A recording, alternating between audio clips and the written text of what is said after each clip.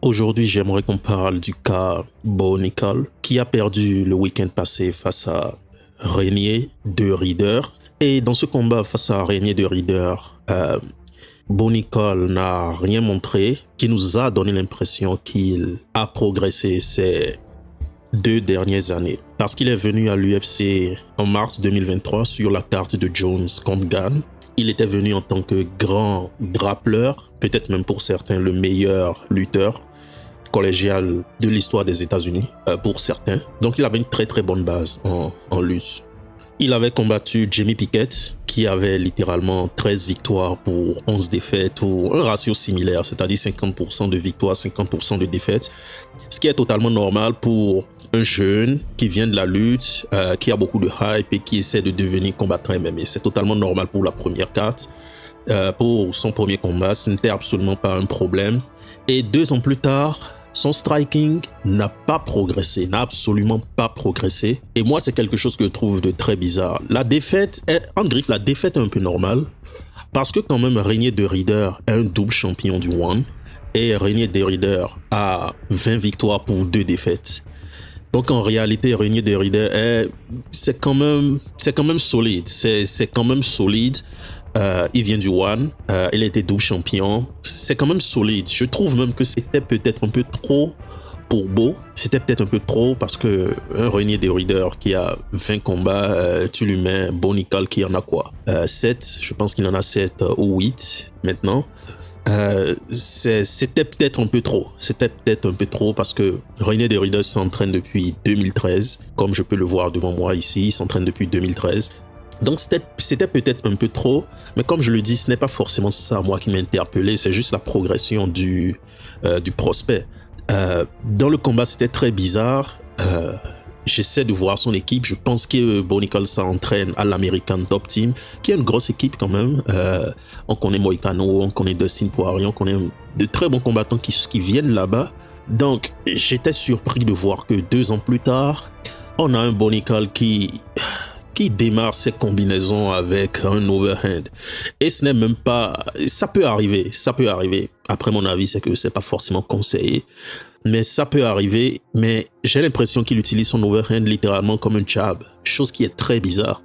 La première chose à laquelle tu t'attends quand Bo Nickel démarre une combinaison, c'est qu'il va démarrer avec son overhand et il y va entièrement à fond. Il est totalement à fond. Soyons sérieux à un niveau. Donc en 2 ans, moi je trouve que la progression n'est vraiment pas là. Et même par rapport à la lutte, qu'est-ce qui est arrivé à sa lutte? J'essaie de comprendre. Renier de Rieder a fait du judo, a du jiu-jitsu, mais nous sommes quand même face à l'un des meilleurs lutteurs collégiales de l'histoire, en Bo Nickel. Donc je m'attends à ce qu'il le montre. Et c'est là en fait le problème avec tous ces lutteurs collégiaux américains comme Michael Chandler, il y en a plusieurs. J'ai l'impression que ces derniers temps, leur lutte n'est plus aussi effective en MMA. Actuellement, on n'entend parler que du Daghestan, de l'Europe de l'Est et de toute cette région. Mais il fut un temps où les grappleurs américains utilisaient vraiment leur grappling en MMA. Il fut un temps où ça fonctionnait. Donc là, j'essaie de comprendre, ok, tu es l'un des meilleurs lutteurs, on nous a dit parce que honnêtement, j'aurais vu quelques combats de lutte, mais c'est pas comme si elle suivi toute sa carrière en lutte, mais on nous a dit, et de ce que j'ai lu, il y a beaucoup de personnes crédibles qui pensent qu'il est l'un des meilleurs de l'histoire. Donc j'essaie de comprendre ce qui se passe. Est-ce que sa lutte est en train de disparaître? Est-ce qu'il ne s'entraîne pas assez parce qu'il a un podcast? Oui, et j'aimerais toucher un mot sur cette histoire de podcast. Je comprends ce que les combattants veulent faire. Dans une atmosphère où l'UFC fait le strict minimum pour faire leur promo, où l'UFC choisit 2 ou 3 personnes et essaie de faire leur promo, je comprends qu'en tant que combattant, si tu veux faire plus d'argent, tu veux être dans de gros combats, tu dois parler, tu dois te mettre en valeur. Je comprends entièrement ça. Mais il y a tous ces jeunes qui viennent d'arriver fraîchement, qui ont des podcasts et qui pensent tous qu'ils sont Conor McGregor et tout. Les gens pensent en fait que Conor McGregor, quand il était venu, il n'était pas venu pour rigoler. Il explosait tout le monde, il explosait toute sa compétition très vite, en 3 rounds. C'est ça qui a créé tout l'effet Conor McGregor. Si tu ne gagnes pas, si tu n'es pas brutal, si tu n'es pas dominant, si tu n'es pas agressif dans tes prestations, le trash talk perd de l'impact en réalité. Donc, sur son podcast que j'ai entendu dire qu'il a un podcast, dans les articles que moi j'ai lus, j'ai vu quelques articles où c'était écrit qu'il parlait beaucoup, qu'apparemment Bo aime beaucoup parler. Personnellement, écoutez, c'est pas comme si j'ai écouté l'un de ses podcasts. Il y a toujours un peu la barrière de la langue aussi, de l'anglais, ce type de choses. Mais dans les articles que j'ai lus, moi, je voyais que, ok, Bo, il aime bien parler de Hamza, tout ça. Donc, moi, je me dis, ok, tu n'es même pas encore dans le top 15, alors pourquoi tu parles de Hamzat? Bon, tu peux le faire parce que Hamzat aussi parlait beaucoup dès son premier combat. Je retire ça. Mais tu n'es pas dans le top 15 et tu as toute une carrière. L'UFC définitivement t'attend au rendez-vous. Les fans aussi t'attendent au rendez-vous et tu avais des fans en lutte qui peut-être sont venus au MMA et qui veulent suivre ta carrière. Donc, tu n'as pas vraiment l'occasion de te louper.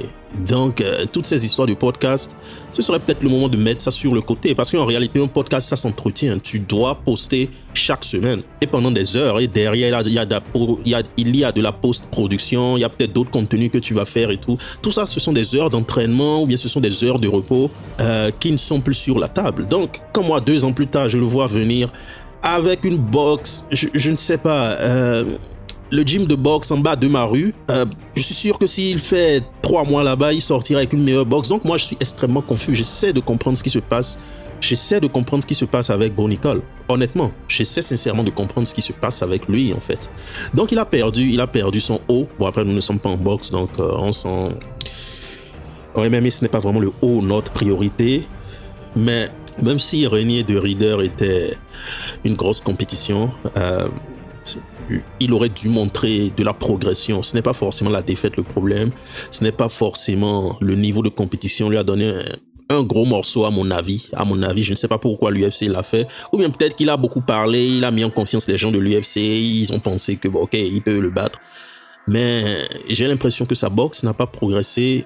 Et en plus de ça, j'ai l'impression que même le fameux grappling, la fameuse lutte qui est censée être la base de sa marque ou la base de son jeu, j'ai l'impression que même ça disparaît.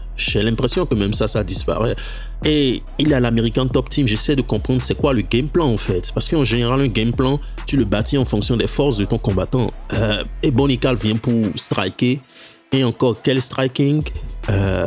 C'est très bizarre. Je voulais juste attirer l'attention sur ça. C'était juste une courte vidéo. Si vous avez aimé ce commentaire sur la performance de Bo Nickal, partagez-la avec des amis. Bien sûr, abonnez-vous à la chaîne pour la faire grandir. Aimez, donnez-moi vos avis dans les commentaires. Et on se dit à la prochaine.